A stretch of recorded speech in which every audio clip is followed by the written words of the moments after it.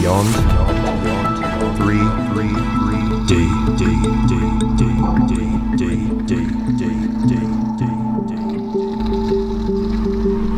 Well, guys, it's really interesting this week on Beyond 3D. It's interesting because NASA decided to release some information this week that had a lot of people thinking. They were thinking, wow, finally a decent bit of information from NASA. So let's take a little minute to go over exactly what they announced. They announced that there is a star about 39 light years from our current position here on the Earth. And this star has 7 planets going around it. 3 of those planets are in what we call the Goldilocks zone. That means perfect temperatures, well, not perfect, but the temperatures are such that life might be sustainable on 3 of those planets. The good thing is there are 3 other planets that are iffy. They might not have water on them. Now, this was not an announcement that most people were expecting NASA to make. They thought it would be the usual schlock. A little bit of this, a little bit of that. But this one surprised a lot of people, and it surprised me as well. There were some things that I thought were going to be announced, but they didn't even bother going there. All of a sudden, what we're starting to get is a lot of information about the fact that we just might not be alone in the so-called universe, or in at least this light spectrum. So that in and of itself, I think, is a good thing. Now, there are some people out there that are now going to start the speculation, and the speculation is going to come in this form. We are being drip-fed. Now, what does that mean? What it basically means is NASA made this announcement because they have been working in this area, looking at this star and what's going on around it for a very long time. Being that that is the case, you have to remember, a lot of times, what science will do is they do a lot of experimentation first, and then after the experimentation they can release certain information. So, based upon what happened around Pluto, and people actually went in and found, based upon timestamps, that some of the photos of Pluto that were released were actually at least 2 years old, we can speculate that this information being released will be at least 2 years old. Therefore, there are some folks that say, hey, what about the fact that they have information on this star, they have information on these 7 worlds, and the information they have just might lead to the fact that they've already discovered that there is water and or microbic, if not other forms of life on these planets. It would be very interesting. Name of the star, TRAPPIST-1. No names of planets yet, but I'm basically going to vote for, name them after the 7 dwarfs. See what that does for everybody out there. But that's one of the stories that's been happening this week. It's really interesting, being that it's coming around Academy Award time, and the movie Hidden Figures is also out there describing how certain people in the United States, aka black women, actually helped Mr. John Glenn in his orbiting around this Earth way back when, in the 60s. And yes, in that movie, when they talked about the fact that she had to walk a half a mile to get to a colored restroom, that's about right. Yes, they did take a little bit of artistic license, but the fact of the matter is that was Jim Crow. That was the South of the United States. They had their own version of apartheid, and that kind of stuff did happen. But what are you going to do? That's what's going on with that. Elsewhere, what we're looking at is a very interesting scenario going on: global warming. Now, a lot of times, what Clint and I talk about on this show has to do with what people are finding, not just on land, but in and around the oceans, under the seas, so to speak. In this case, global warming has been doing some very interesting things out there. Now, a little while back here in the Melbourne, Australia area, what happened was there was a series of bursts in the form of thunderstorms. These bursts, for all you guys that aren't in Australia, all around the rest of the world, these bursts actually caused death. I'm not talking people getting caught in flash floods or anything like that. I am talking about thunderstorms that caused people to have asthmatic attacks, and 9 people down here died. It was absolutely unheard of before, but there's something going on with the weather down here. Now, we all know in Australia, it could be a nice 25 degrees Celsius day, or it could be a 20 degrees Celsius day, but what tends to happen is the sun in this part of the world is extremely intense. It's got a big kick to it. Very hard to explain unless you live down here like we do, but believe you me, people come down here and they feel that sun bearing down on them, even on what we would consider to be a cooler day. You really do feel it. So what's going on right now, global warming is going to rear its ugly head. And it's being looked at in a little bit of a different way. What they're now looking at is being that there is an absolutely massive heat surge going on in the Pacific Ocean. People are looking to see what's going to happen when those jet streams and those winds carry that heated water to the shores, the seashores. We're going to be looking at the western United States and the Pacific Ocean. You'll be looking also at what's going on the African continent. When you have the Caribbean, you have the trade winds going through there. You also have the currents that go through there, and they actually take warm water up through the Atlantic to northern Europe. And that is going to be very interesting. What's starting to happen is we're starting to see a lot of soil erosion in and around coastal areas on the African continent, and some people are starting to look at that to see what's going on, and that leads people to wonder about what used to go on way back when. On this show, on Beyond 3D, we've also looked at things like what's going on in Okinawa and the different buildings and statuary and figures that have been found under the seas off the Japanese coast. It's very, very interesting. What that leads to, at least in my opinion, is you get a situation where, hey, what's going to happen to those of us who live in coastal cities today? It can be a very interesting prospect. Weather-wise, you've been having some very interesting things going on as well. It actually snowed in the desert. It snowed in Dubai a couple of weeks back. 10 centimeters of snow. It's a big deal when you get something like that happening. We know what's going on in California. Oroville Dam. A couple of 100,000 people had to be evacuated, but most importantly, another thing that went on a couple of days ago, they had to evacuate another 50,000 people from San Jose, the Silicon Valley area south of San Francisco, because of flooding as well. The weather is starting to act a bit peculiar, so to speak. So that's another thing all of us need to really watch out for. A lot of things like that going on. One of the other things that I was doing some research on this week was about Mohenjo-Daro and Harappa and the Pakistan area, and the fact of, about 5,000 years ago, there was more than likely, based upon the radiation levels being 50 times higher than normal, some sort of nuclear event that would rival Hiroshima and Nagasaki, including the fact that in these ancient cities, they have found skeletons in buildings and on roadways like you would find after the Pompeii event in Italy. So a lot of interesting things have been going on in and around the world lately. I wonder if that is the reason why NASA's coming out with this news about the fact that they may have found 7 planets that could contain life. Maybe we have been screwing this place up a little bit too much, and now what they're going to do is start to plant the seeds of the fact that we do need to move off-world and start to populate the galaxy a bit.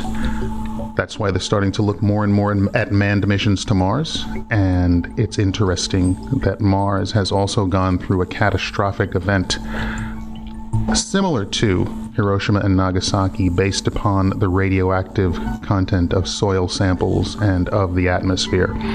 A lot of interesting things going on with that as well. So this week has been a week of new planetary discovery. This week has been a week of snow in the desert. This has been a week of erosion of coastal towns and how these governments are going to try to save, for lack of a better term, their societies. It's also been a very interesting week, for me at least. I saw a lovely little 1.5 minute video, and it was from Peter Slattery, and it was of something that took place just up the road from our studios here. I'd say no more than, about a 10-minute walk. Really not that far at all, along the beach. And it was on Mother's Beach, and there was a UFO that Mr. Slattery saw over there on Mother's Beach in Mornington. So what we're going to do is we're going to put that link up on the Facebook page so you guys can take a look at that as well. And yeah, you really have a lot of fun, and it's really fantastic when stuff like that starts to happen right in your own backyard. Beyond 333 D. The great flying saucer mystery of 1966 began here, near Dexter, Michigan, late in March. And with Frank Manor, father of 10 children, a countryman, a hunting man, a man used to wooded swamplands by night. Frank Manor's UFO remained over his swamp more than 4 hours. His children saw it, his in-laws saw it, residents of the area saw it, the police saw it. No one photographed it, but Sergeant Newell Schneider of the Sheriff's Office remembered it well enough to draw it. No, it moved very rapidly at any speed, or rather any direction it wanted to go. While it could change and go to the right or the left or go crossways without hesitating a bit. Mr. Ford, what about flying saucers? You've had some in Michigan in the past week. Do you really believe in flying saucers? You've called for a congressional investigation. Well, Dave, we've had several incidents in Michigan in the last week. Incidents that many reliable, good citizens felt were sufficient to justify some action by our government, and not the kind of flippant answer that was given by the Air Force. The Congress should investigate the rash of reported sightings of unidentified flying objects in southern Michigan and other parts of the country. They caused such panic that President Truman was forced to speak about them publicly. In a few short years, UFOs had reached the highest office in the land. Oh yes, we discussed it at every conference that we had with the military. There's always things like that going on. Flying saucers, and we've had other things, you know, if I'm not mistaken. When we had your husband, President Clinton, on this show, he said, I asked him about UFOs in Area 51, and if he looked in, because if I was president, that's the first thing I do. I go right into those files and see what was going on. Right. And he said that he did do that. Yes. And that he didn't find anything. Well, I'm gonna do it again. Yeah, why not? Right? And you know, there's a new name. It's unexplained aerial phenomenon. Unexplained aerial phenomenon, really? Yep, UAP. That's the latest nomenclature. I like the old one. I like UFO. I don't know why. Well, I think we can use them interchangeably, but I would like us to go into those files and hopefully make as much of that public as possible. If there's nothing there, let's tell people there's nothing there. What if there is something there? Well, if there is something there, unless it's a threat to national security, I think we ought to share it with the public. I would love it. That's why I want more research. If you share it with me, I'll decide what is the best course of action. I really have my ear to the ground. Well, I'm more than happy to do that. I hope you will indulge me in something, because I want to ask you about your access to the files on the UFOs. President Clinton is here with us. We'll be right back. President Bill Clinton is here with us. So if I was president, the first thing I would do after putting my hand on that Bible and taking that oath to serve the country is I wouldn't even probably finish the oath. I would run to the White House. I demand to see all the classified files on the UFOs, because I want to know. I'd want to know what has been going on. Did you do that? Sort of. Sort of. Yeah, we had I think it was at the beginning of my second term, we had the anniversary of Roswell. You waited that long? I did. Wow. Well, I didn't. And then there's also Area 51. You remember there was a great sci-fi movie where there was an alien kept deep under the ground in Area 51? Well, first I had people go look at the records on Area 51 to make sure there was no alien down there. And people thought that because everybody who works there has to stop about an hour away and put on special clothing and then drive in and out. And that's because a lot of our stealth technology is made there. We know that now, but there are no aliens there. So then when the Roswell thing came up, I knew we'd get, gazillions of letters. So I had all the Roswell papers reviewed, everything. Well, I think, look, what do we know? We know now we live in an ever-expanding universe. We know that there are billions of stars and planets literally out there, and the universe is getting bigger. We know from our fancy telescopes that just in the last 2 years, more than 20 planets have been identified outside our solar system that seem to be far enough away from their suns and dense enough that they might be able to support some form of life. So it makes it increasingly less likely that we're alone. Oh, you're trying to give me a hint that there are aliens. No, I'm trying to tell you I don't know. But if we were visited someday, I wouldn't be surprised. I just hope that it's not like Independence Day. Yeah, right. That it's a conflict. Well, now we have friendly Maybe the only way to unite this incredibly divided world of ours. They're out there. We better think of how all the differences among people on Earth would seem small if we felt threatened by a space invader. That's the whole theory of independence. You're right. Everybody gets together and makes nice and, This is something I feel like if I was the president, and it's unlikely that that is ever going to happen. You never know. If I was the president. It was unlikely that I was going to be president. The moment I was inaugurated, my hand it'd still be hot from touching the Bible, and I would immediately race to wherever they have the files about Area 51 and the UFOs, and I'd go through everything to find out what happened. Right. Did you do that? That's why you will not be president, because that's the first thing that you would do. The aliens won't let it happen. You reveal all their secrets. They exercise strict control over us. So did you look? Did you see? Did you explore? I can't reveal anything. Oh, really? Because President Clinton said he did go right in and he did check, and there was nothing. Well, that's what we're instructed to say. In our obsession with antagonisms of the moment, we often forget how much unites all the members of humanity.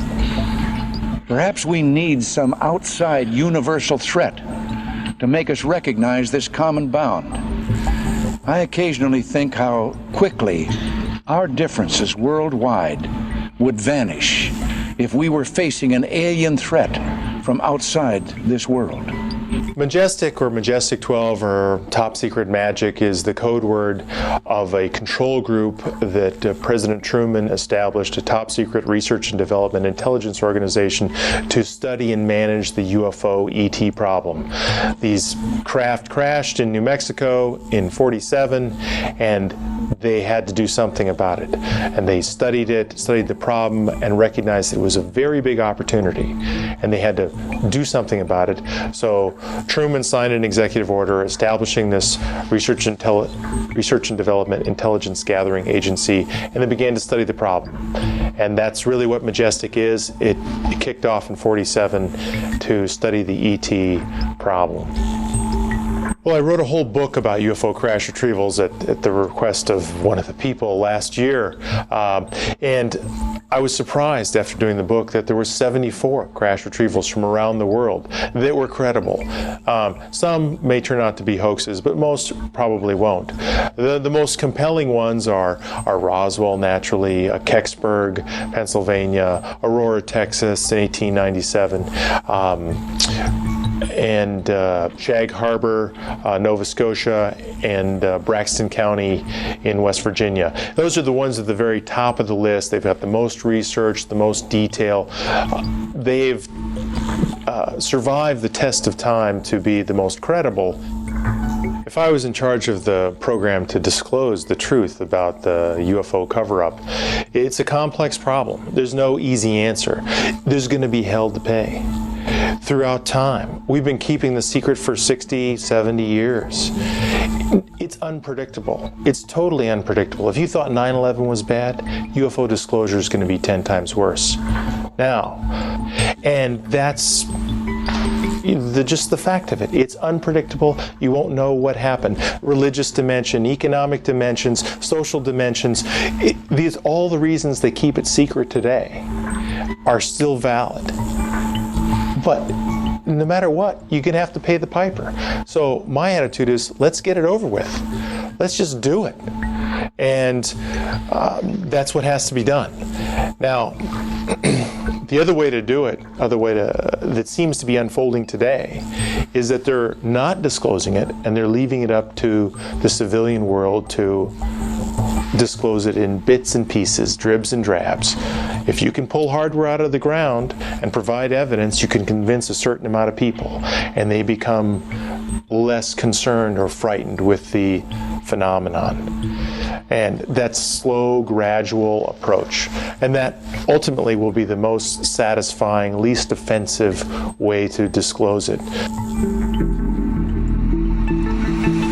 Beyond 3D. Welcome back tonight to Beyond 3D, where our show tonight investigates disclosure. Coming up now, we have a very candid interview with Grant Cameron talking about the Hillary Clinton and John Podesta email scandal and what that means to the UFO disclosure movement. I've just come out with a new book called The Clinton UFO Storybook, ET Politics in the White House. And the reason I wrote it was because of very recent statements by Hillary Clinton in the 2016 campaign stating that if she becomes president, she intends to release what she can other than stuff that's national security. I'd worked on the presidents for probably 30 years, and I'd actually given up. I'd actually given away all the documents, the famous Rockefeller Initiative documents that I got. I'd given them all away. They're in a safe in Utah, and I figured the president knows, but he's never going to tell you, so there's a waste of time. And I had gotten into consciousness. So I was working on the consciousness thing, and suddenly, first of all, John Podesta makes a statement, a tweet in February of 2015. And I've known about John Podesta's interest. He's always been known as the X-Files guy in the Clinton White House, who's known as the X-Files guy. On his 50th birthday, Bill and Hillary Clinton hosted a 50th birthday party for him in the White House. And it was an X-Files theme, and Bill and Hillary dressed up like the X-Files. So he's had this interest, and I know in the Barack Obama administration that he was pushing openness in government. I knew John Podesta was big into open government. So when John Podesta in February of 2015 came out with this now famous tweet, he says in the tweet, he says, "Once again, my biggest disappointment of 2014 was not getting the disclosure of the UFO documents." The key things to this whole thing is, and I say, when you see John Podesta, you have to read it like 5 times, then take a week, then read it 5 times again, because he's very carefully how he brings. He doesn't tweet very much. He doesn't talk. He says, "I believe in the cult of non-personality." He stays out of the limelight. He pulls strings from behind. So when he put this, the significant things was he says, "Once again," which means before Obama, he tried, because he was only in Obama's administration for 1 year, he tried to get it out. He tried to get Bill and Hillary Clinton, or Bill to release this stuff. And he did get Bill to release an awful lot of material. For example, 1994, Bill Clinton, with one stroke of a pen, with an executive order, declassified 15% of all the material in the National Archives. All World War II records were declassified in one stroke of a pen. In 1995, and I'm sure John Podesta was part of this as well, he did a famous executive order that said anything that's over 25 years, if it's classified, it has to be declassified unless you fall under one of 6 exemptions to keep this thing classified. Otherwise, it has to be declassified. That executive order, with one stroke of a pen from an executive order, declassified over 1 billion pages of material. In 1996, Bill Clinton declassified all the corona material, all the satellite photograph stuff. So there was a lot of disclosure going on in the Bill Clinton administration, and John Podesta was part of this. When Barack Obama takes office, John Podesta helps set up his cabinet and appoint the people for his government. 40 people in John Podesta's institute. John Podesta is the guy who founded the #1 Democratic think tank, the Center for American Progress in Washington. 40 people from that think tank are in the Obama administration. So Podesta is a very, very powerful guy. He's got these influences, and he gets Barack Obama to have these open government statements when he first comes in, which really don't come to any fruition. But John goes back, so when he makes this tweet, at the day before he leaves the Obama administration, he says, once again, which means I tried to talk to Bill wouldn't go for it. He says, my biggest disappointment was not getting the disclosure. So he talked to Obama. And Tom DeLonge, who is a musician who is now claiming that he's got inside sources, one of them being John Podesta, is being given material to disclose to the people. Now, he said that Podesta told him that he had talked to Obama about UFOs, about disclosing UFOs. So Obama and Clinton, for whatever reason, decided no, they didn't want to do it. They couldn't do it for whatever reason. So when the Hillary Clinton thing starts, you take this tweet and then you see the big action starts in October of last year. She's doing an interview with Lena Dunham, I think it was. And again, Podesta tweets, and he doesn't tweet very much on this stuff. He tweets and he says, good interview, Lena. Next time, ask her about the aliens, which means he's pushing the issue. And the key to that is, this is a $1 billion campaign. John Podesta is the chairman of Hillary Clinton's campaign. He is, according to all the reports, he has first and last word on everything that happens in the campaign. He is at present helping to appoint the vice president to Hillary Clinton. He's very, very powerful. He controls Hillary. He keeps her out of trouble. He's the guy that got Bill Clinton out of the Monica Lewinsky mess. That was his job, to clean up all that scandal in the Clinton administration. So when he says, Lena, good interview, next time ask her about the aliens, he's polled it. And if she suddenly dropped 20 points in the poll, everybody would look at John and say, you stupid idiot, what did you do that for? So when you have John Podesta put out this tweet, when I saw John Podesta say, ask Hillary about the aliens, I knew that this was he polled it and it's no longer a toxic issue. I think also John Podesta, for whatever reason, he may be an experiencer because he's so heavily into the environment, for some reason he's obsessed with the UFO subject. He's always been obsessed. So it may be just his way of getting this out, that he's tried to get it out for now 20 years. And this is his way, and I call it the Podesta box. He's built a box. He's a very smart guy. I think he's the smartest guy in the room. He's the smartest Democrat. He's the most powerful Democrat. He's built a box that the government can't get out. Because what the government's position is you can't have the president go down. The president has to be protected at all costs. And the example I use is the Roswell thing. He's trying to force the Air Force to disclose the Roswell case in the 1990s. And he makes this statement after the first report. It comes out and it says, no, there was nothing there. It was just a mobile balloon. And Clinton challenges them at a speech in Belfast, Northern Ireland. And he says, if they did recover bodies, they didn't tell me about it either, and I want to know. So he's challenging them to explain the bodies. Then they come out in 1997 with this report that says, oh, it was crash test dummies that we dropped in 1953 with Air Force uniforms on and all this kind of stuff, and he has to give up. So what would have happened in that position if they had disclosed, if they had said, yes, we did a recovery, then what happens is you save the president. It doesn't have the president's fingerprints. The Air Force says, yes, they covered this thing up.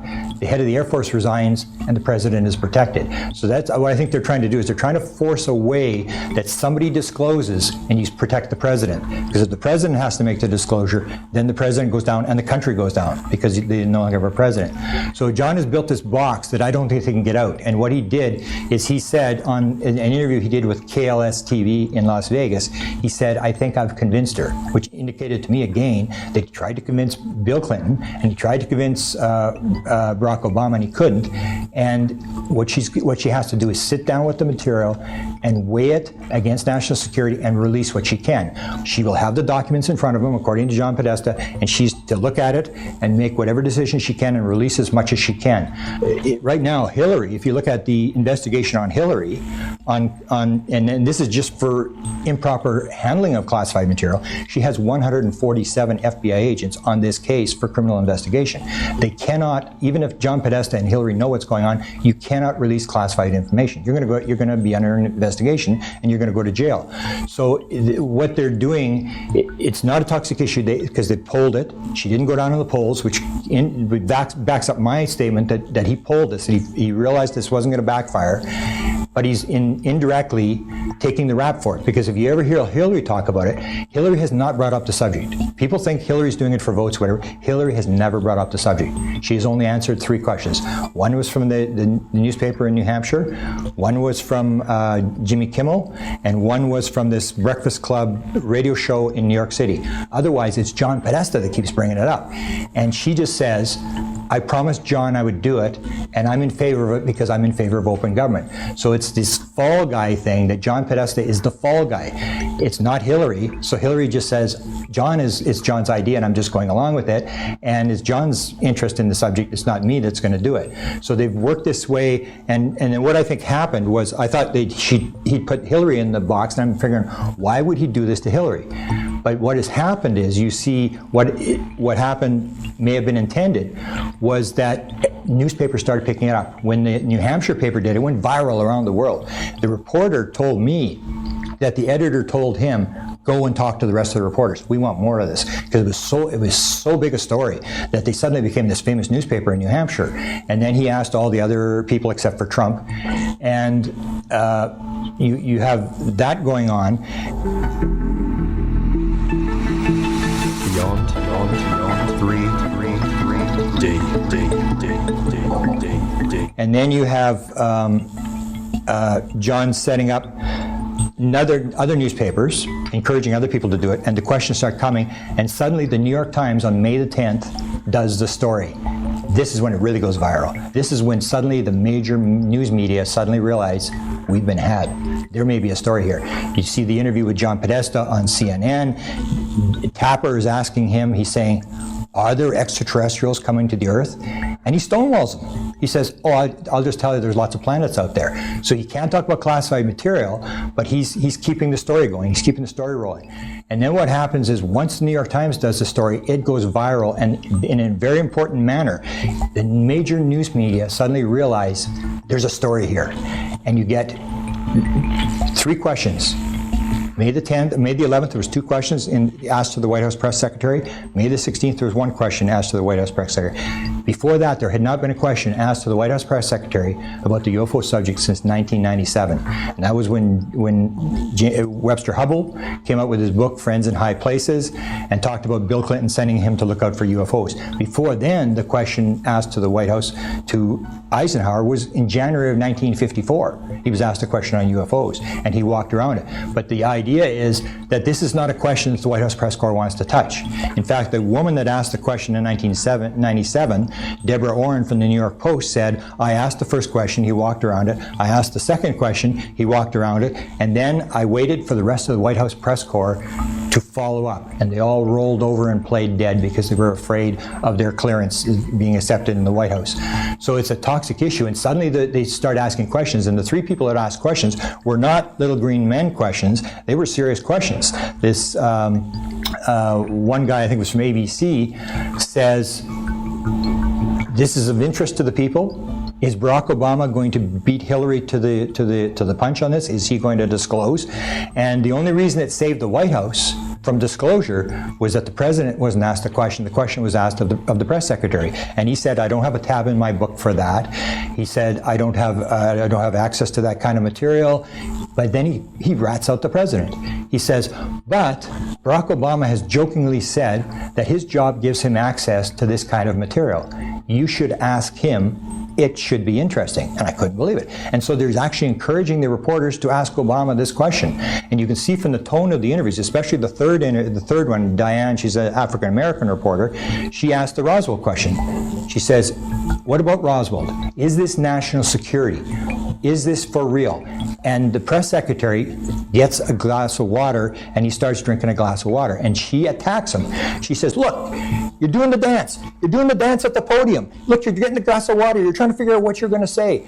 Is this for real? What's going on? And he again says, I'm not cleared to know this. And she says to him, and this is when you can tell the attitude of the major media has changed. She says, you're not going to get away with this. And he said, you just keep trying. So all that saved them was that Barack Obama was in Japan. That if Barack Obama had faced those questions, if the president hesitates and says he was briefed or whatever, the thing starts to roll, and that's all you need is the one question. So this is what I think John had actually set up. He was setting up Obama. He was not setting up Clinton, but it's just a matter of time because I have these two reporters, and what I'm trying to impress on these reporters is ask the briefing question. Don't ask, are you interested in UFOs? Something he can make a joke about and walk around. Ask him the serious question, were you briefed on the UFO subject? So I think this is what John Podesta is doing. He's setting up this box that the government can't get out, and we're in a box already. So if Hillary does make it, if they don't ask the question between now and the time that Hillary's elected, Hillary's in a box. The only thing that will get her out of the box is if she reveals and says, I looked and there was nothing there. But if she comes, like she's talked about the national security thing, and she actually said in one of her statements, she said, if I can get agreement. She said, if I can get agreement, which means that there's a group inside the White House that will discuss this, that have clearance to know about this subject. If I can get agreement, I will release what I can. You might as well do it sooner rather than later because you're eventually going to have to do it. And there may be pressure coming from, like Steve Bassett believes the pressure that he's putting on these people is immense, that they're being forced to do it, which may have part of it. It may be the polling issue that they realize that now, as I said, John Podesta had to uphold this issue. It's no longer a toxic issue, and they think that the downside is going to be less now because the people are going to accept it, whereas 15 years ago or 20 years ago, you would have had a lot more negative reaction. And so I think that what they're trying to do is they're trying to get an outside agency so you can get an outside agency take the rap for it, almost like what happened in 1996, if you remember. Bill Clinton gets the NASA, the Mars meteorite. So they may discover the Mars meteorite, and you would assume that NASA would make the announcement. No. Bill Clinton was big into UFOs, and this was his opportunity. Bill Clinton actually takes the story, he goes and he does the news conference. We've got this thing, and it may be extraterrestrial life, and they're jumping on anything they can to get an outside person to make the confirmation, and not the government. So they jump on these kind of things, and I think I was told it really isn't a plan, that they're still trying to figure out what it was. But when I see what John Podesta is doing, I can see that he's almost done it. He's almost forced the issue out, that he doesn't really care. He just says you need open government, and you cannot run a democracy unless the people know what's going on. You cannot be voting unless you know what's going on. And to him, it's a basic issue. And because he's been chief of staff, he sees the presidential daily briefing. So he would have some knowledge of what's going on. If there's a UFO briefing, it has to go through his office to get to the president. He runs the briefing, stuff like that. So he would have some idea of what's going on. And I think it still comes down to polling, that they figure the time is right, we can do it, and they're just trying to figure out how exactly they're going to do it. To me, I think there's going to be a lot of repercussions, but I think science is going to be the worst because there's going to be two disclosures to me. The number one disclosure is going to be, yeah, ETs are coming here, or however they want to define it. And the second question is going to be, how the hell did they get here? Because the number one argument by science is you can't get here from there. Space is too big, all this kind of stuff, and then you get into the consciousness thing, because that's how they get here. They're not flying through time and space. So then you get into the whole thing about, is reality what we think it is? Is it really a nuts and bolts world, or is it a world worked by consciousness?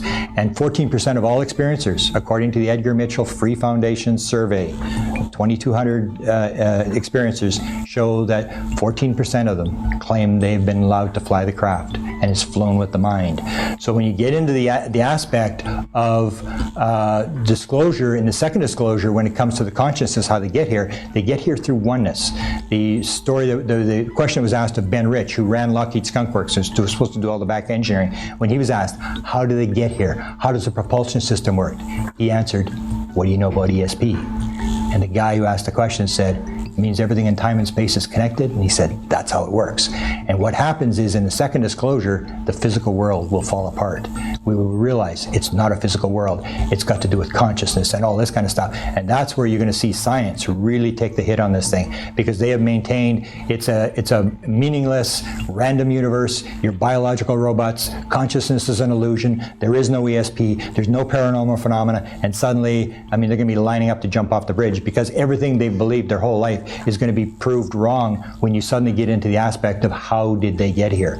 Is the whole idea about how many people that have been polled, who have been inside the craft, who have interacted, talk about near-death experiences, reincarnation, ESP, ghosts, all this kind of stuff. And it's unbelievable amounts of material, or serious questions. 42% of all experiencers are getting downloads, are getting mathematical, scientific material downloaded into their heads by these alien people. 40% of all experiencers have claimed that during their experience, at one time during their experience, they knew the answer to everything in the universe. This kind of stuff is absolutely revolutionary, and it's stuff that science has denied backwards and forwards, and this almost like a Vatican type cover-up where you're not allowed to talk about these things, or otherwise you're going to lose your funding, you're going to lose your tenure, all this kind of stuff. That's where I think the real thing is going to start to unravel, which is, to me, is fantastic. But there will be a downside. It'll be, the stock market is going to take a hit. There's going to be lots of discomfort. But whether we do it today or we do it 10 years down the road, and that may be figured into their thing, that it may be worse to do it down the road. I'm not sure what the reasoning is. I'm just sort of think I know why Podesta is doing it, why he's pushing this issue and trying to force it out. Beyond 3D.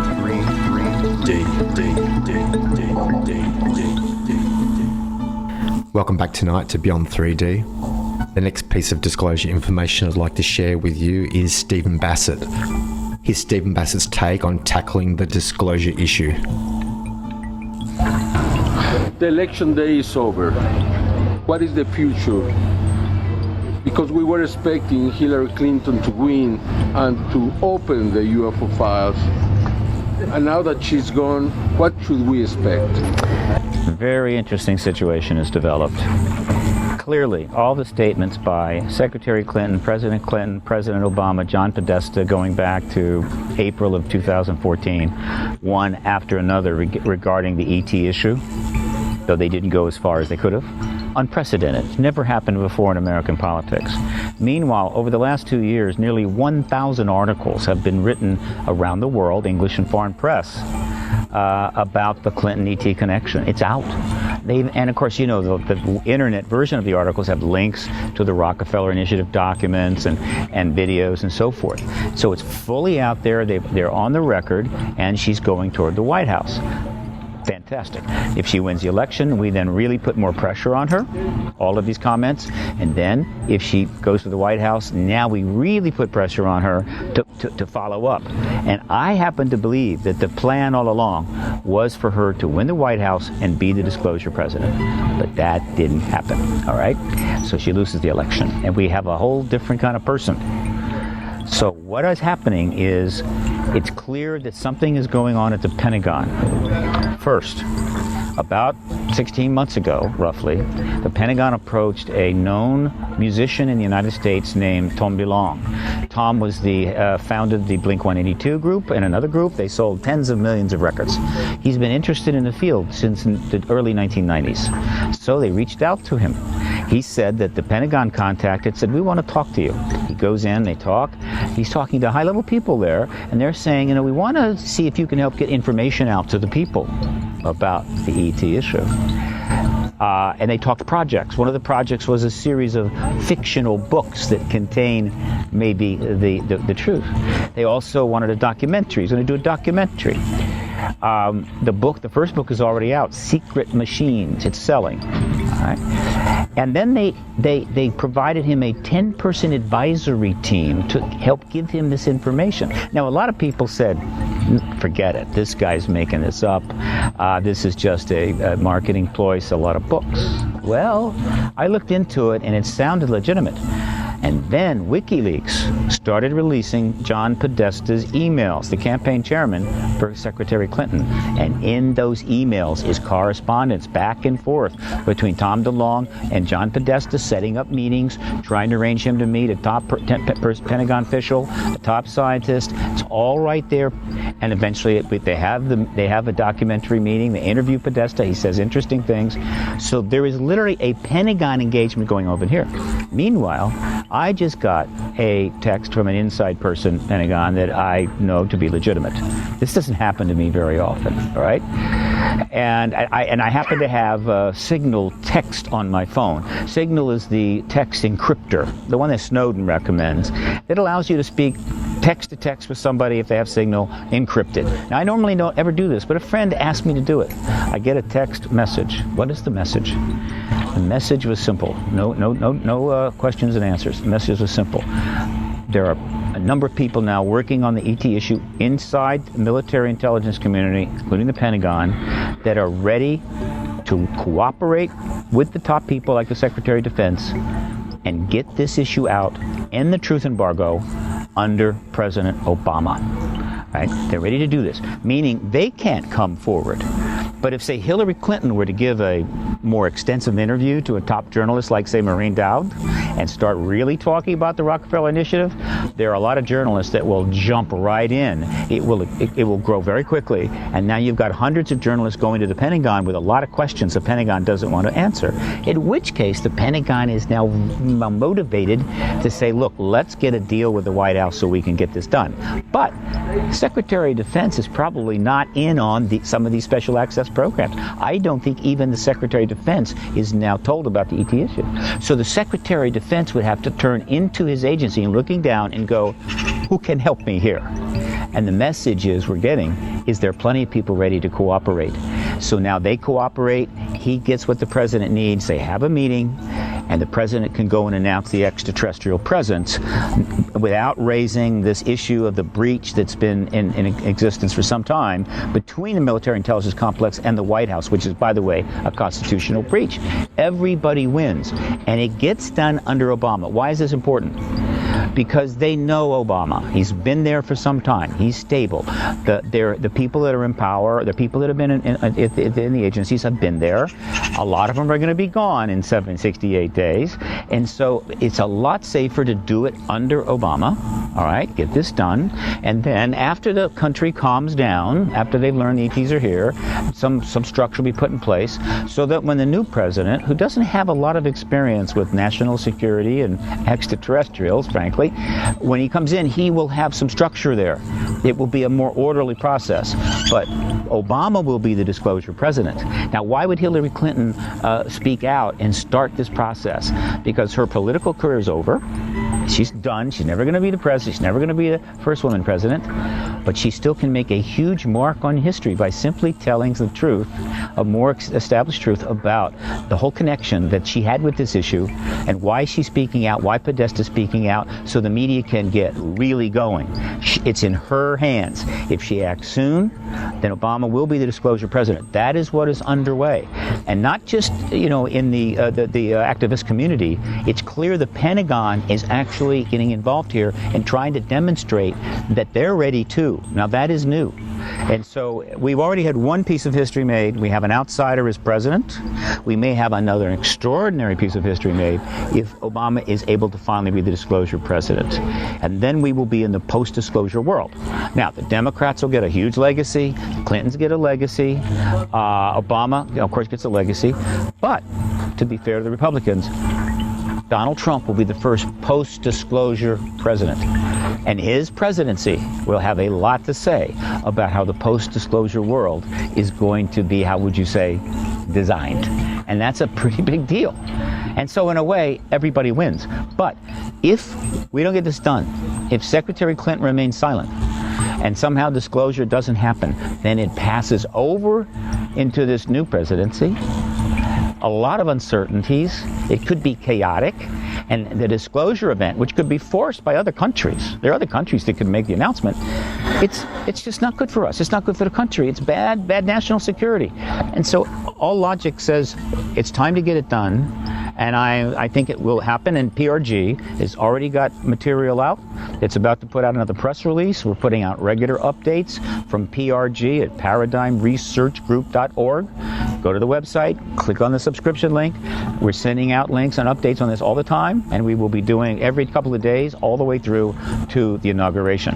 PRG is working with 35 reporters, directly with 35 reporters who have already written on this subject. Some of them 3 or 4 articles. One of them is a Nobel Prize winner, all right? And these reporters are ready to write even more articles, and more articles are coming. Right? And so PRG is in a position, hopefully, to drive the process. But without Secretary Clinton finally speaking some truth to power, it's going to be more difficult. Now, that doesn't mean the Pentagon couldn't go a little further. I mean, there's a lot of angles that could create the situation where the Pentagon and the White House cut the deal. Fine, I don't care how it happens. But PRG, of course, has been in this a long time. I think we can make a difference, and that's what's going down, I mean. Do you think we have time until Trump's... 68 days. Yeah. Look, they could cut a deal in a day. They sit down for lunch in a Pentagon basement. Mr. President said, the president's spokesperson says, Secretary of Defense, what do you need? Well, we don't want to see a lot of indictments or stuff or legal actions against the Pentagon. We were acting in national security interest. These are all good people. We want to see an orderly process. We want to minimize wild speculations. Okay, we want to make sure the American people are not, make them feel afraid when they shouldn't be. We want things to be done in a proper way.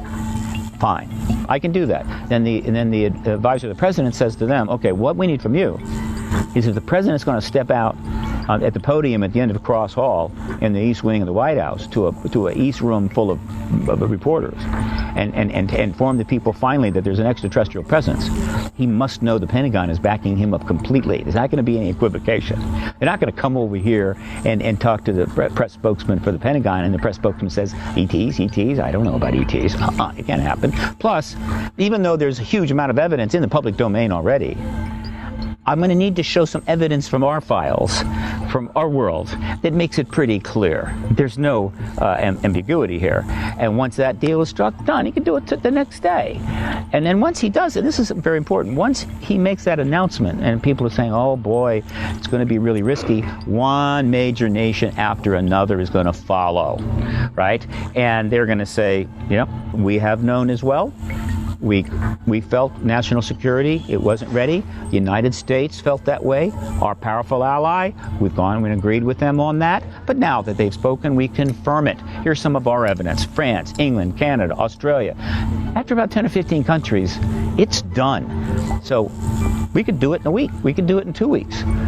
But frankly, by and large, right now, that is up to Secretary, former Senator, former First Lady, Hillary Rodham Clinton. Whatever her good points, bad points, faults, whatever, she has that in her hands. And it would be an extraordinary legacy for her, which might help make her feel better about history not going her way. And of course, obviously, this is out in the articles now. I'm talking about on radio. I'll be talking and talking. I'm going to make damn sure that she hears this. Beyond 3 D. Now, right now, she's going through a period of mourning. So hopefully that'll happen. She's holding the key card. She is the one that could most easily do it. She is the one that knows about the Rockefeller Initiative. She's never spoken to that. She said other things. Believe me, there's much more that she can say. And it wouldn't take much, say, interviewing with a powerful journalist like Maureen Dowd, for her to suddenly give license to every reporter in the country to ask her another 100 questions. But not just her husband, John Podesta, Bill Richardson, even George Stephanopoulos, the 20-year journalist at NBC. He was a part of the Rockefeller Initiative. He was an advisor to the president in the White House on what was going on. Never said a word about it. And then there's 16 living principals, civilian principals, non-government, to the Rockefeller Initiative, ready to interview. All they have to do is get called up. And so so right now it's in her hands. But she's not the only one that could get the ball rolling. Why not Obama? Well, he's a president. All right. He's on his way out. He doesn't know if the Pentagon will work with him or not.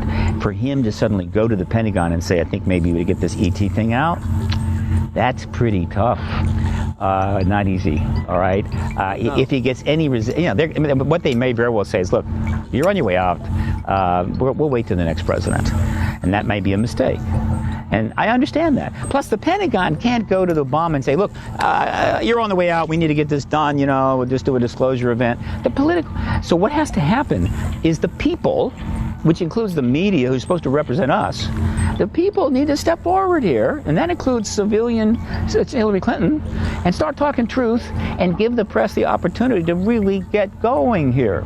And that the press will then, they will play Cupid, and they will bring these two star-crossed lovers together, the Pentagon and the White House, so they can make that deal that is now 70 years waiting that allows them to go forward. What about John Podesta?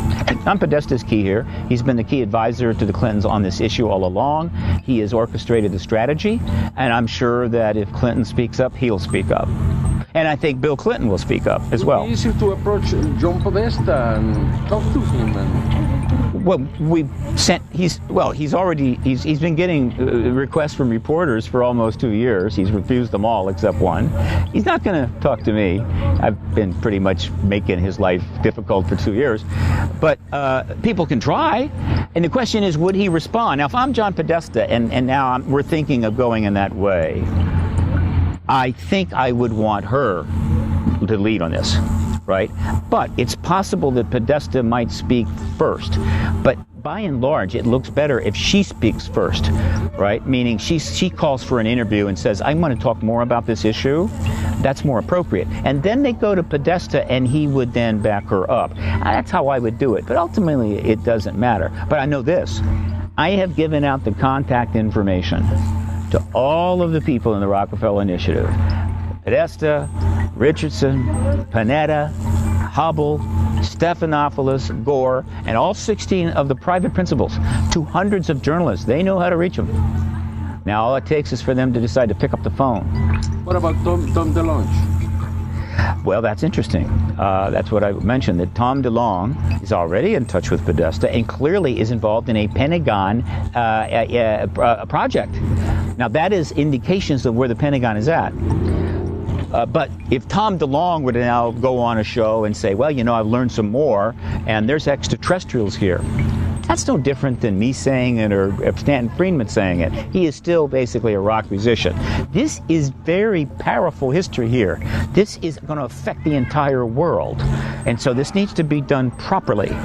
And for it to have the proper legacy, the proper history, but for it to be right, it needs the words need to come out the lips of the President of the United States and the President of Russia and the President of China and the Prime Minister of the UK and Canada and Australia. It needs to come from the leaders, right? That's the way it's supposed to be when it's like declaring war. I mean, if some colonel just comes out and says, we're going to go to war with some country, and they say, well, who are you? The president goes to war, okay, with the approval of the Congress. This issue, the presence of the extraterrestrials, is more important than war and peace. And what's happened is the nature of the truth embargo has prevented the proper people from addressing the issue, thus creating this huge distrust gap between government and people. They're not trusting the government because the people that are supposed to be telling the truth aren't, or they're not saying anything at all. And then a lot of other people that shouldn't be saying anything are putting out propaganda. And so as you see, it's all falling apart. Let's get this going right. So it is the president's job, but he needs help. And the number one person is Hillary right now, Hillary Clinton. The media will follow. The Pentagon will follow. The deal will be struck, and we get it. We got 68 days. And it's not going to look good if it's done in the last week. I mean, getting this out 7 days before the inauguration is stupid. It needs to happen no later than early December so that the world has about 5-6 weeks to adjust, right, and get that kind of over with, and then see some action on the part of the government. And in this case, there's another benefit to them doing it this way. They do disclosure, the announcement's out, and now 1 million questions are coming at the government, right? That's accepted. That wasn't going to be easy to begin with. But in many cases, they'll answer some questions, but in many cases they can say, look, we could respond to this, but it's probably more appropriate for the next president to respond to this. And so wait a little bit, a couple of weeks, and we'll go there. That's actually pretty good. If you disclose, say, in the second year of a presidency, that president and all his people are going to be answering ET questions for the rest of their tenure. And so in a way, this is kind of a benefit for them as well. I came to Washington in November the 5th back to start the political initiative. And that followed the citizen hearing on disclosure, which was held in Washington in April 29, May 3, 2013, which is what triggered the ultimately triggered April 2nd, 2014. And then I had a publicist that was approaching all the media in Washington, knows everybody, and I started working all the journalists, right? I went and gave a whole set of the Rockefeller Initiative documents to a top editor of the New York Daily News. And then I started building these relationships with reporters who were writing about the subject, and I would get in touch and say, look, there's a lot more here. I'm happy to help you. Would you like to be a part of a blind copy list? And so one after another. So now I've got this list. If something happens, I send it out to them immediately. And so now I have a working relationship in real time with these reporters. It took years to do that. That's what I did. It's my job. Okay, fine. So I'm in the middle of this thing. All right? But I can't make disclosure happen. All I can do is help it along. Hillary Clinton is the one that's probably have to start it. Because of the contact, the privileged contact I got from a Pentagon person that I know. Because of the DeLonge situation, which has now been in the works for about 12 months, I believe that the commitment, that there is a strong desire that it is in the best interest of the United States to disclose under Obama in a fairly straightforward way. And well, you know, the White House, even though Obama stated in a statement back in 2011 that there's no evidence for any of this, that's just dealing with the issue. Then they couldn't do anything. But Obama brought, 6 months after the citizen hearing on disclosure was over, knowing that eventually it was all going to be sent to the Congress. Only 6 months later is when Obama brought John Podesta back into the White House to be an advisor. He had a great job as CEO of the Center for American Progress, right? He has to leave that job, and he goes to just be an advisor to the president. But the advantage was now they're in presidential privilege communication. They can talk all day long. There's no media there. Nobody's going to know about it. And so they had 13, 14 months to discuss this issue, which means that Obama has been in this for some time. He's a factor. He's part of the Clinton team in a way. And we think they considered possibly taking action then. Why? Because the day that John Podesta left his job as advisor to President Obama, already announced to take over the chairmanship of the campaign for Hillary Clinton, the leading candidate to be president, he put out an historic tweet. Again, tweets are big now. And this tweet was the last tweet he made before he left on his White House account. Number one, right? Biggest regret for 2014, once again, not getting hashtag disclosure of the UFO files. Copy Maureen Dowd, New York Times. That's pretty straightforward, isn't it? And so Obama's in play. He's in this. The question is, can the right circumstances come together? Can it be done in a way that's appropriate? I believe it will. I believe we have an excellent chance. And if it doesn't, then we go into the Trump era. Do you think Trump is ready in case this doesn't happen to release it? I can only say that there is no evidence that he has any information on this, no evidence that he knows anything. He has never spoken a thing about it. When he comes into office, he is coming into a very volatile, controversial situation. He has plenty of opponents in the military intelligence community, believe me. I mean, he has those that have supported him, mostly retired. But there's a great deal of consternation in the military intelligence community because of his lack of national security experience and so forth and so forth. This should surprise nobody. And so the idea, that they're going to say, wow, okay, he's the guy, let's get him brief, whatever, it doesn't really resonate with me. That doesn't mean a year or 2 years from now, it might be, he might be for it. You don't roll the dice with something like this, all right? This thing has been due to happen for a long time. People are ready. And so when you have a president that you understand, who's hardly some leftist anti-military president, and you can get it done under him and in a very orderly fashion, knowing the players involved, boy, that is a powerful logic. So I feel good about the next 68 days, and that's the best I can give you. Beyond 3D. Welcome back tonight to Beyond 3D. Next up we have Paul Hellyer. Paul Hellyer became the Minister of National Defence for the Canadian government. As Minister of Defence, he oversaw the drastic and controversial integration and unification of the Royal Canadian Navy, Canadian Army, and the Royal Canadian Air Force into a single organisation called the Canadian Forces. Here's Paul Hellyer talking about the disclosure movement in the Canadian government.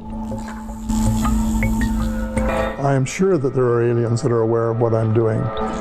Probably more than one species, because they communicate by mental telepathy, and consequently they can read your mind, and you can't hide what you're thinking even. So they would know exactly what everyone's doing and what thinking, and I'm sure I'm no exception. My interest in UFOs was not very great until 8 years ago. When I was Minister of Defense, of course, I got sighting reports, but I was too busy unifying the Canadian Armed Forces to be able to worry about them. So I wouldn't say I was a skeptic. I wasn't. I was an agnostic. I didn't know whether they were real or whether they weren't. But there was a young man in Ottawa whose name was Pierre Juno, and he started sending me things about the UFO file. One of the things he sent me one day was a book called The Day After Roswell, and I found it absolutely fascinating. While I was reading the book, my nephew said, "What are you reading?" I told him what it was, and he said, "Well, I'm a skeptic." A couple of days later, he phoned and said, I was talking to the general. The general, incidentally, was a former United States Air Force general that he had met in his aviation career. And I told him what you were reading, and he said, "Every word of it is true and more." I phoned the general. Before I could even say hello and how are you, he said, "Every word is true and more." And he said that there had, in fact, been face-to-face meetings between United States officials and extraterrestrials from other star systems. And with that assurance, I decided to go public and say, for the first time, of anyone of cabinet rank from the G8 group of countries, that UFOs are as real as the airplanes flying over your head, and said it without any restriction whatsoever. As soon as the wire systems had got the story out, information started coming in. Dozens of emails with personal experiences of how people have seen vehicles flying over their homes, and in some cases how they've been abducted. And I get these things from many places, including a lot of other countries.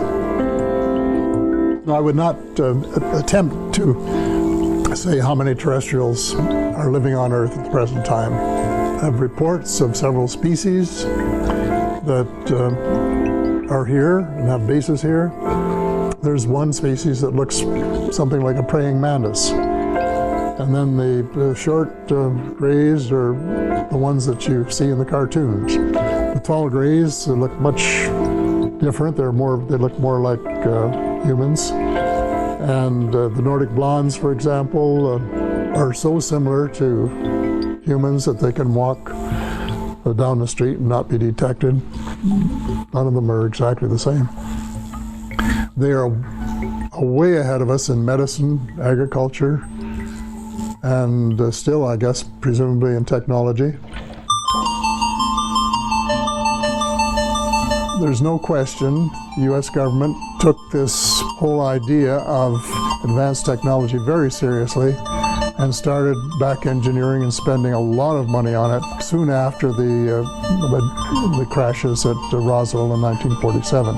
They have a very interesting way of keeping things quiet, and that is everything is on a need to know. So you could be working in a lab, or you could be making some kind of piece of machinery, and you wouldn't know what it was for. And then the guy that gets it, he would only know what it fits into. And this goes all the way up to the ladder.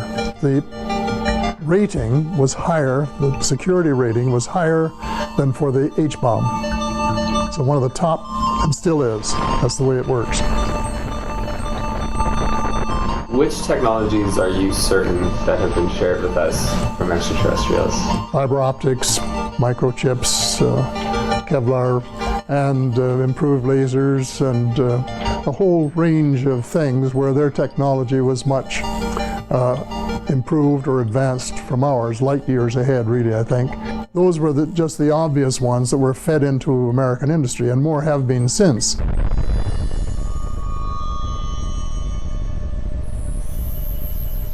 There had been lots of visits to Earth, probably going back thousands of years. But the level of activity took on a new dimension after the first atomic bomb was set off at New Mexico in 1945. And all of a sudden, the number of sightings increased. And my thesis is that because they know something we don't know, and that is every atomic bomb that is put off on Earth has an effect on other parts of the cosmos. They were concerned about it. And I used this idea that the children are playing with matches.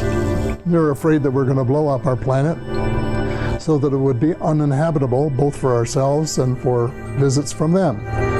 And they didn't like that idea. So they came down in larger numbers and have been taking inventory of all the American bases, the Russian bases, Chinese bases, all of the bases, doing inventories, finding out exactly where they are, where the nuclear installations, the power installations are, and all that sort of thing. For what purpose exactly, I don't know, but so that they will have the information on tap if we should start doing anything silly, that they might in fact try to intervene. And I would say, I would hope. There are a couple of well-known cases. There was one in western United States where a UFO was looking at their intercontinental ballistic missiles and putting them out of action. And this was despite precautions and fail-safe devices that were designed to make sure that that never happened. So this, of course, was a matter of great concern to the United States Air Force, and they spent months and months investigating it and trying to figure out what they had to do to, if possible, to protect the invulnerability of their bases.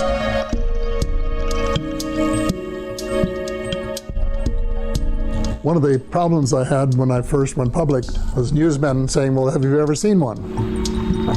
And I said, no.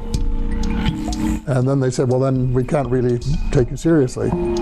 But my first actual sighting, I was at my place in Muskoka a couple of years ago for Thanksgiving. My wife Sandra said, going out to look for stars. And here was this very, very bright star right out over the bay.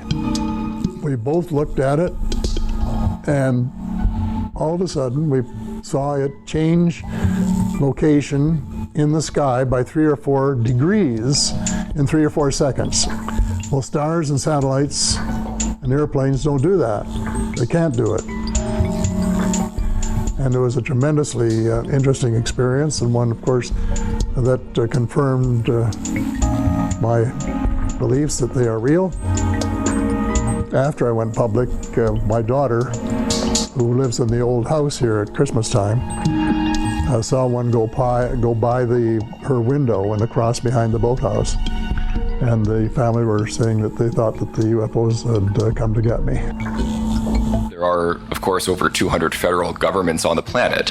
If we understand this as an international phenomenon, how can we believe that all of these governments have agreed in some way to collude in terms of maintaining this conspiracy? Aren't there, humans have lots of different individual motivations. Wouldn't there be different reactions among the world's leaders, and when some of them want to favor disclosure? It is an outstanding question and a difficult one, and one that we really have to be asking. I've been wondering about this myself. So the best way that I can deal with it is I look at a few things. One is look at the relationship, I try to, of the United States with its allied nations.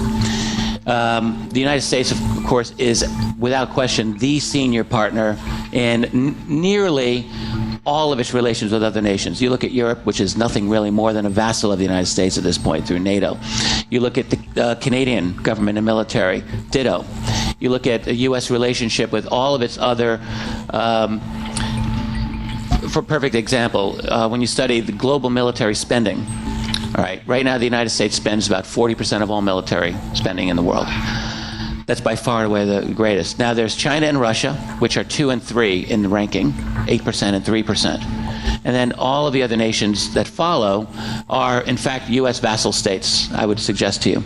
Even a nation like Brazil, which has been under essentially an undeclared U.S. attack in the last few months, the former Brazilian president, Dilma Rousseff, who we know through the Snowden revelations, her cell phone, her emails, all of the cell phone and emails of her ministers were all monitored by NSA. If Dilma Rousseff had wanted to say something like this, the heck with the United States secrecy, we have our own UFO cases, we're going to disclose them. I guarantee you, Dilma Rousseff would have to be very careful about her planning of such an event, because none of it would go without the so-called Five Eyes, that is NSA and NSA equivalents in other nations. They would know. The United States has, this is never discussed in international politics, but the United States dominates nearly all of the other nations, except China, except Russia, and a few other smaller nations like Iran and Syria and so forth, North Korea. But Russia and China are the big wild cards. That's a whole other conversation we'll need to have. I believe the reason for the secrecy in general, partly U.S. domination over the system, and then partly over genuine fear of all of these nations over the implications of what would absolutely be a post-petroleum economy. Because there's no way that a president's going to say these flying saucers or UFOs are real. It'll take all of 5 minutes before people start to realize they're using something other than petroleum to go from point A to point B. And implicit then is a post-petroleum global infrastructure. One additional person in Ottawa who would know is the Chief of Emergency Measures.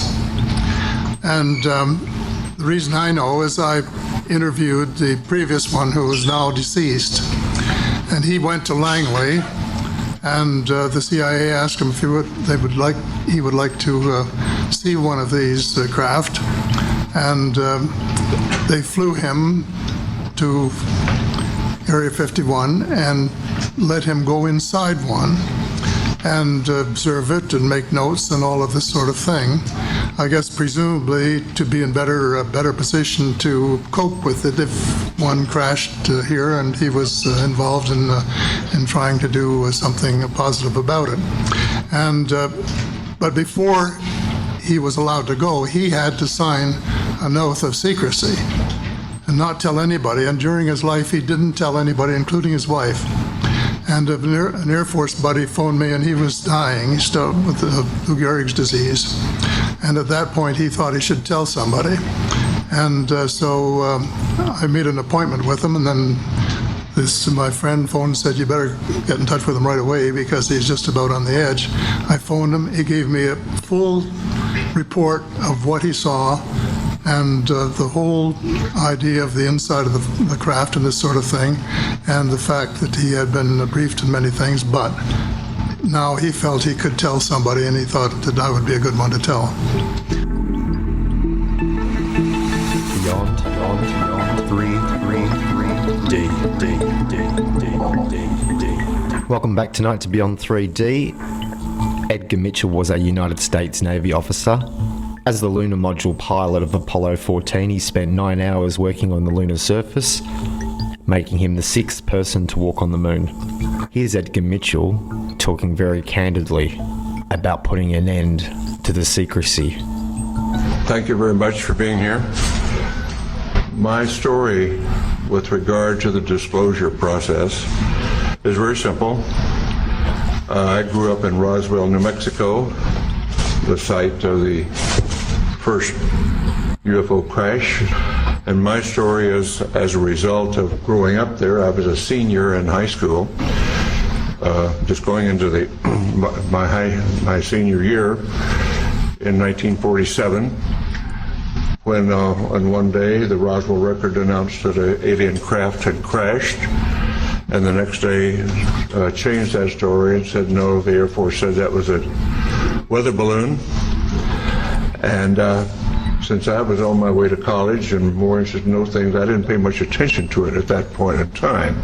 However, my family was in the agribusiness. My grandfather was a cattle buyer and sold registered Hereford bulls to the ranchers in the area, knew everybody in the area, in the Pecos Valley and beyond, sold cattle into Arizona, western Texas, and was affectionately known as Bull Mitchell in those parts.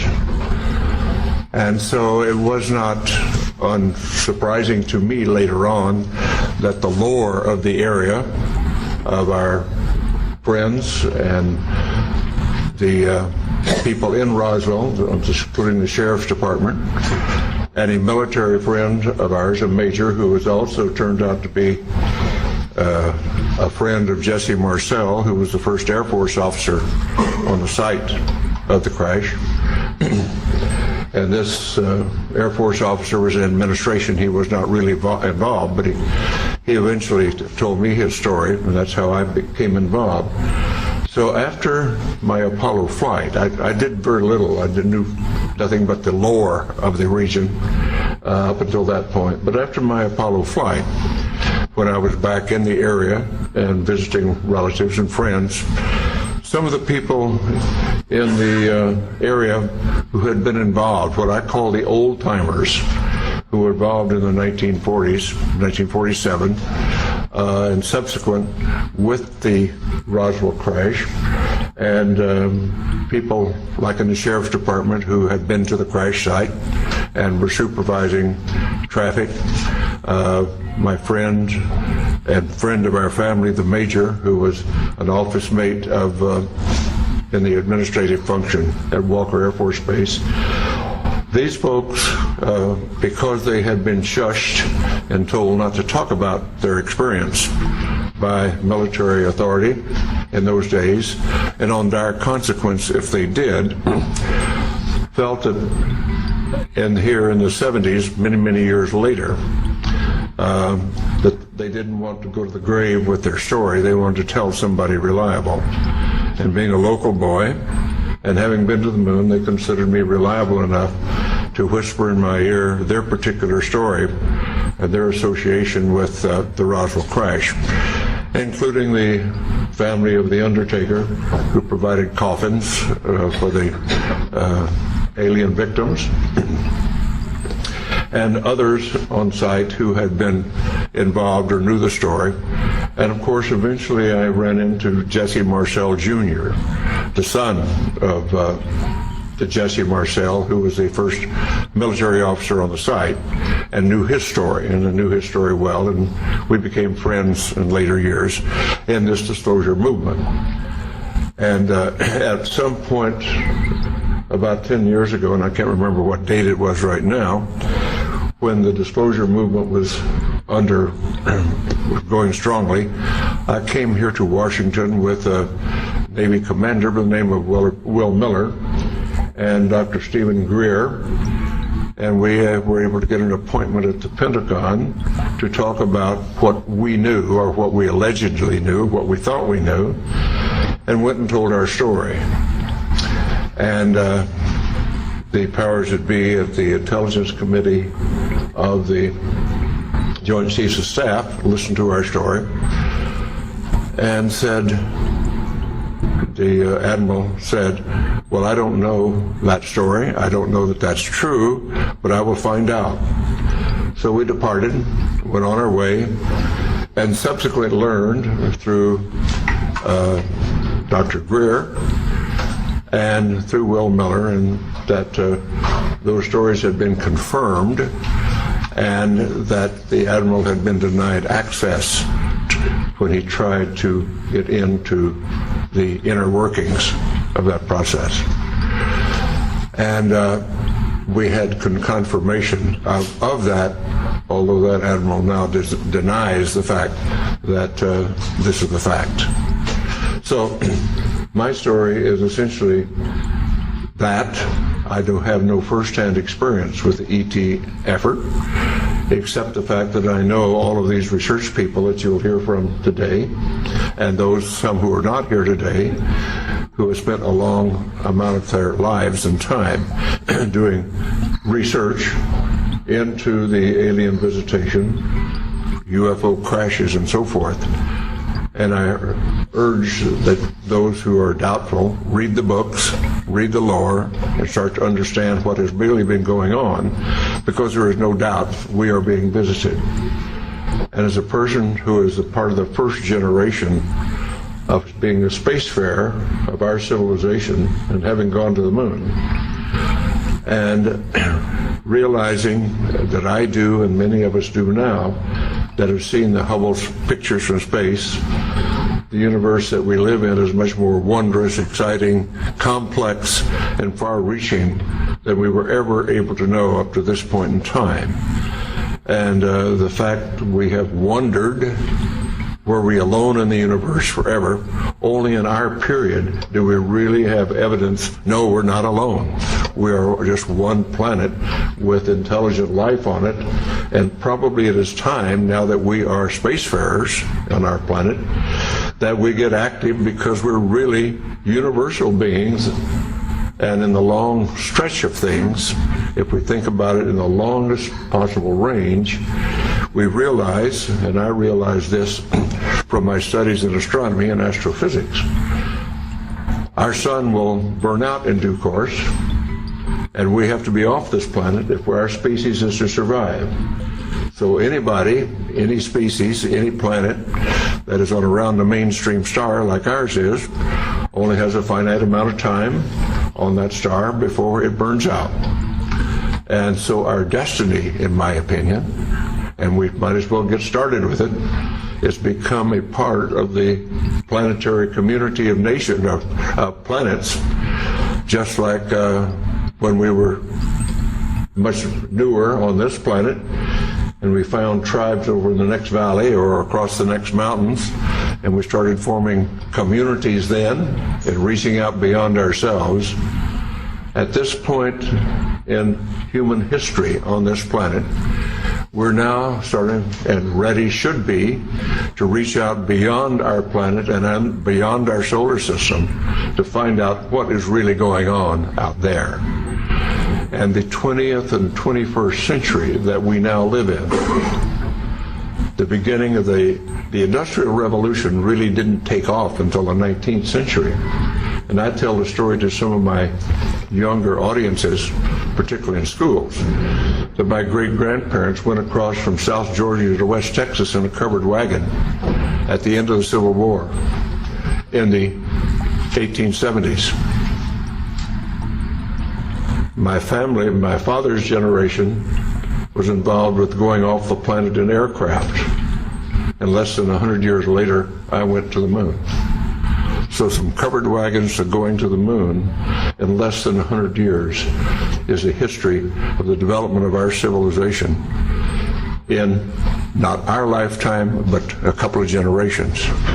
And so it's time to start thinking in those terms. And particularly since now, in the 20th and 21st century, we suddenly find that due to our expertise and our genius in science and technology, we have exploded our population from under 2 billion at the beginning of the 20th century to over 6.5 billion at this point. And our consumption patterns are clearly indicating that we are utilizing our non-renewable resources at an unacceptable rate, a non-sustainable rate. So we've got a lot of thinking to do about what being an advanced civilization really means. But let's put all that aside for a moment, because we're here to talk about disclosure.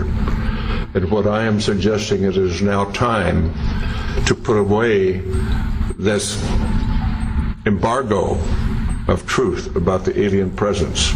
And I call upon our government to open up, like other governments have, like the Belgians have, the French have, the Brazilians have, the Argentines, the Mexicans have all released their files. It's about time now that we do the same thing and become a part of this planetary community that is now trying to take our proper role as spacefaring civilization. Beyond 3D. Welcome back tonight to Beyond 3D. Dr. Stephen Greer is an American retired medical doctor talking about what efforts the CSETI movement are putting into place at the moment to bring disclosure to the world. Any conflict, I don't care with any ET civilization, would be the complete destruction of their planet and ours. It would be much worse than a massive global thermonuclear war exchange. So there is no possible future except a peaceful one. So let's figure out how to do that. No matter what your belief systems about these various civilizations that are out there, my own assessment is that some are not really thrilled with us because, well, who wouldn't be? And some are maybe our distant cousins. And some are just getting involved and looking with some horror at what's happening. But ultimately, none of them are overtly hostile. If they were, it'd be over. And let me tell you, it would have been over when we dropped the first atomic bomb. And I've been told that by multiple members of MAGIC, M-A-J-I-C, because they have said, yeah, of course. I mean, but it's very easy to play on people's paranoias and fears through mutilations and abductions. And this Dr. John Altshuler I mentioned, who is the nephew of Jimmy Doolittle, General Doolittle, he became the guy who did the first Snippy the horse case. You know, Snippy the horse, the cattle mutilation and animal mutilation case? That was him. He didn't get acknowledged because he wanted to stay in the background, but he was the scientist. I was staying at his home outside Denver, and he said, absolutely, that case was military. Made to look ET for the purpose of scaring the hell out of people. I said, really? He says, absolutely. And then I met with a man, it was an accidental, you know, the universe works in strange ways. I'm sitting on a flight, I think from Colorado or New Mexico to the East Coast, and the guy sitting beside me says, oh, I said, well, I'm a doctor. And he says, well, what are you doing out here? I said, well, I actually do stuff with UFOs. He says, oh, you're kidding. He says, let me tell you. And he owned a 250,000-acre ranch in northern New Mexico. And he said, let me tell you what they're doing to my cattle. And he said, but it is not alien, it's humans. And he had night scopes. He was a very wealthy man. And he said, these guys are coming in there with special silent helicopters, and we have them. My military advisor was on a ship where one landed in a fog, and they couldn't see it. They said, where is it, where is it? They said, look up, it's right above you, and there's no sound. Completely quiet. He says, and we caught them red-handed doing these mutilations on my cattle. And he instituted a lawsuit against the U.S. government, but the group doing it was an unacknowledged group that's extra-constitutional, and the U.S. government said, we don't know anything about it. And the government people who said that were telling them the truth. See, this is real plausible deniability, right? Because they can honestly say, we don't know anything about this. So he took it all the way through the federal court system, it just got thrown out. Even though he had dispositive evidence, human, paramilitary, and U.S. military assets were doing it. And, I've shared this with Linda Motenhall and others. An alien harvest, I said, alien baloney.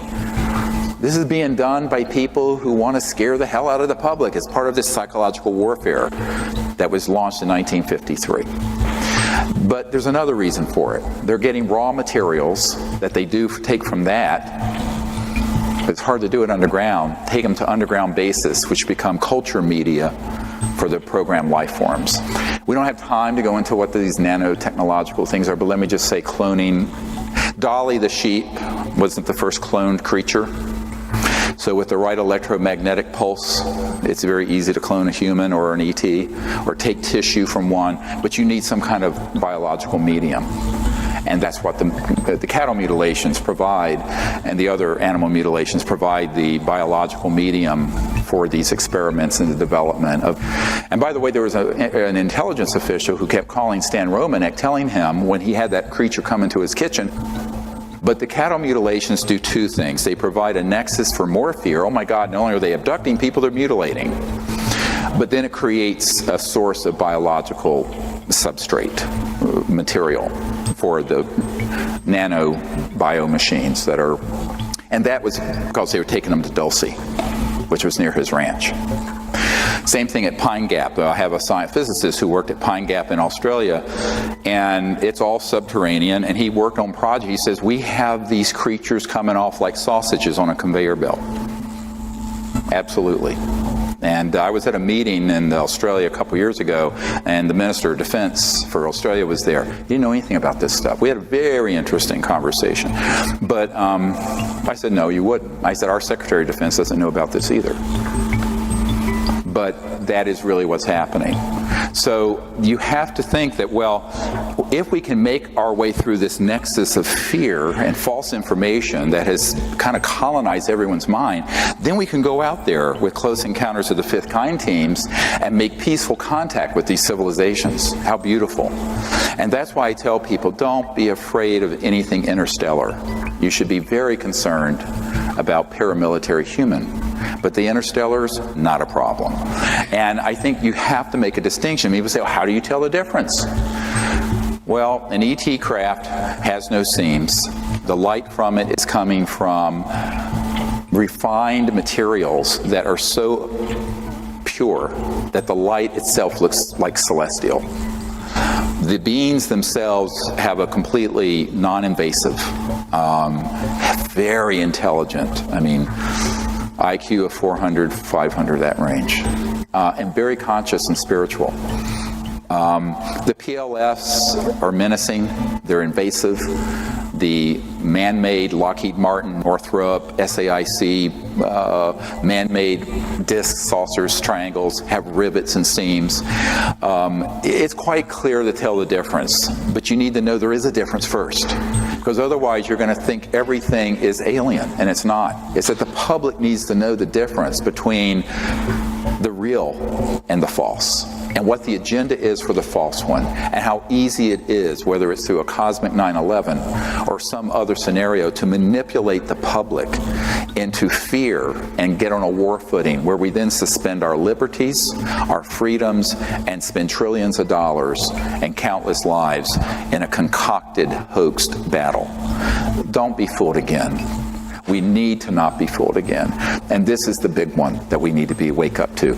If enough of us wake up to this and then go out and make peaceful contact, then those folks who want to see us create a time of endless war can't have their way. They only succeed if you are sheeple who are going to follow along with the conventional wisdom like zombies half asleep. So I beg you to share this with everyone you know. Beyond 3.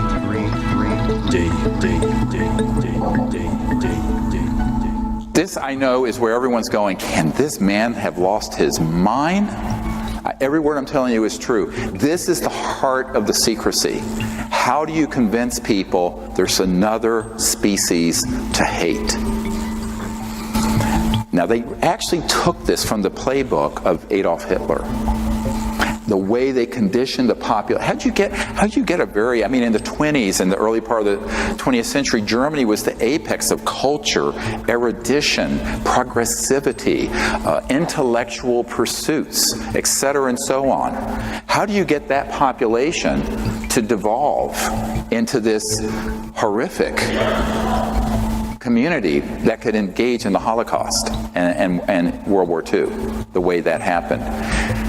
Psychological warfare.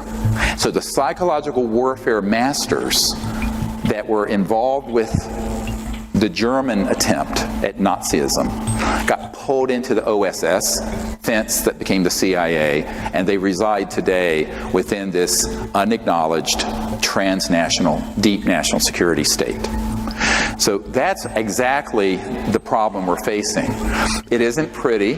I've tried to summarize it in these 3 or 4 hours as best as I can, but it's the truth. Now, as Gloria Steinem said, the truth will set you free, but first it might piss you off. And I think, a lot of people, when they learn that this is what they've been involved with, people who've done research on this subject, get quite irritated because they begin to realize that almost everything you know about the subject is not true about why they're here. Now, what I've learned is being head of the CE5, global CE5 effort. Let's go to the next one. It's a very interesting thing that came out not long ago. It's from the Daily Mail in the UK, but it was an article about this new electronic warfare system. And I actually talked about this 20-some years ago, but they're just now bringing it out, and it's kind of almost like Star Trek, but it's something you can put up that basically knocks out all electronic communication. And it just gives you the idea that if this is being reported in the regular media or even tabloid media, this is at least 30 to 40 years old. And it's basically a platform that can float over an area and knock out all electronics. Not only in a city, but over a battlefield or what have you, using pulsed microwaves. Now, this is not talking about scalar, this is pulsed microwaves. But when you pulse microwaves in a certain way, it can cross over into this longitudinal effect, and it can have an enormously destructive result. And this was actually getting reported. So if this is being acknowledged in the media, it means that it's at least 5, 6, 7 generations old. So in other words, this is not state-of-the-art. Anything that's acknowledged in the mainstream media is going to be old technology. And the really state-of-the-art stuff is highly classified, compartmented, and unacknowledged, most of the really amazing stuff. So this brings us to, how do we get out of this conundrum? And if you put up the next one. I just want to share this. I shared this in my London presentation last month, or in September. And this is the French initiative. And you see the date on it. This is by far, we're about to release all of this with a report on the internet, document ever generated by a government on this subject. Urgent, 16 January 2007. The French government had decided to reach out to us to make peaceful contact with the ETs and bypass this entire unacknowledged world of cloak and dagger nonsense. And so through a series of meetings that happened over 3 or 4 years, this Dr. Moran and his people, a very senior guy, an admiral and PhD scientist, also a medical doctor with the Ministry of Defense. This is an official Ministry of Defense letter to me and a few other people about this project. And what they wanted to do was to have the protocols established, and with this document came an entire separate attachment that had all the research and equipment that would be needed to do a friendly diplomatic contact with these civilizations in France. And so we cooperated with that. This was something that was not talked about until September. And I referred to it some years ago. Those of you may remember, I talked about a major G7 country whose Ministry of Defense was reaching out to us to make peaceful contact. This is it. I'm speaking of it now because that government left. It was Sarkozy, the President Sarkozy. And enough time has passed that I feel like I can talk about it without too many ruffled feathers. There's still going to be ruffled feathers with this. But importantly, what you have to look at with this document, and it's basically an explanation. If you look at the translation, we had expected to do an event sooner and it kept getting delayed. And the delay was because of, as it says, politics. And there were people interfering with this attempt to go out and have a team of folks with the air support, security support, and have, like in Close Encounters of the Third Kind, a contact, a landing, or a near contact event under the official auspices of the Ministry of Defense of France. Now, when we started going back and forth with this communication, of course, everything I do is monitored in real time. The French ambassador to the United States got a very nasty phone call from our intelligence community and saying, "What the hell do you think you're doing?" And they really cussed him out. And he said, "Look, we're doing this, so we're a sovereign country."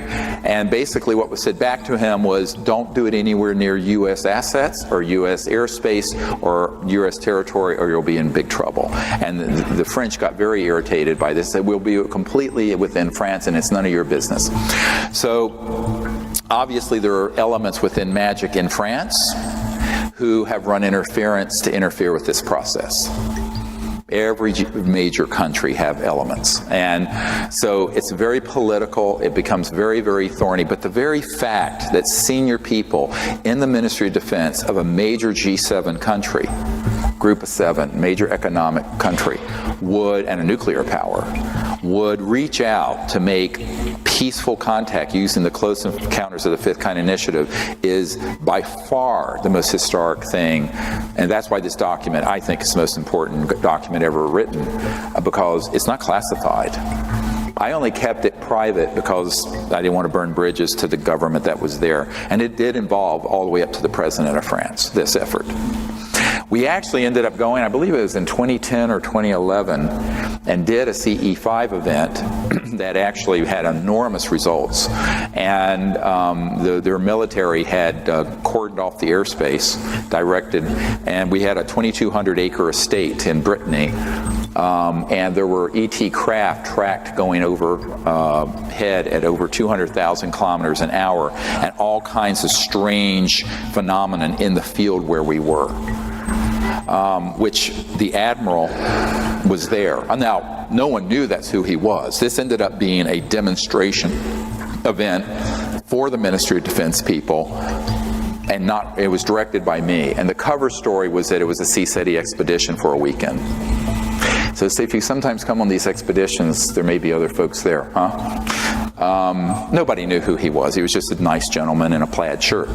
But that's how these things have to happen. I mean, it wasn't my place to expose who he was. But they were very happy with the results and have learned a lot. And we're continuing to teach them about the concepts of non-locality and consciousness, remote viewing, coherent thought sequencing, electronic interface with thought that the ETs have, how to set up the correct philosophy and conditions for contact, on and on and on. And this is really the core of course, why I founded this organization, was to move us away from the brink of war into a time of interplanetary peace and universal peace. But at the same time, we have to understand that an operation like this isn't going on in a vacuum in outer space. It's going on within a world that's enormously dysfunctional, particularly with these national security issues and these sort of spy versus spy groups who interfere. And there was enormous interference between 2007 and 2010 trying to stop that process. And it continues to go on. I mean, it turns out there are people who are key involved with the liaison who are actually moles from MAGIC who are there to disrupt events. Infiltrators. So this is what happens. I mean, this is welcome to my life. But, that should be of no surprise to anyone, and it was certainly no surprise to me. But ultimately, the fact that there would be a major initiative like this from a government like France, for peaceful purposes as opposed to a warfare or militaristic purposes, is a very positive development. Before I started these projects, and we were at White Sands where the first atomic bomb went off, and there was a beautiful event happening, and the U.S. Air Force and government had moved off this dime of either denial or suppression or hoaxing and trying to create this false flag World War III conflict that's completely a hoax, and had decided, yes, we need to pick this other path and make peaceful contact. And a massive government sanctioned CE5 was happening, broad daylight, and this beautiful silver seamless object descended in a bed of a blue sky, landed, and an ancient elder, ET, came out of it. Now, maybe, that was before I founded CSETI and the Disclosure Project and all this, and the way it's going to become a real future is for all of us to do that. Because guess what? You know who the leaders are on this? You guys. Not the president, not the Congress. Disclosure, contact, all of that first has to be the people. We, the people. It's going to happen by us banding together, making contact, being enlightened about what we're doing, not going out there with ray guns, but doing it for the purpose of an open relationship that's peaceful and enduring. Beyond 3D. Welcome back tonight to Beyond 3D. That's all we've got time for this week. Matt will be back to join both of us. We've both been passing each other like two ships in the night. And don't forget to check out our Facebook page. That is Beyond, the number 3, hyphen, and the letter D. Also, don't forget to check out Soul to Soul, our sister radio show. Until next week, take care, everybody. Good night. Catch you on the other side. Just because you haven't experienced it doesn't mean it doesn't exist.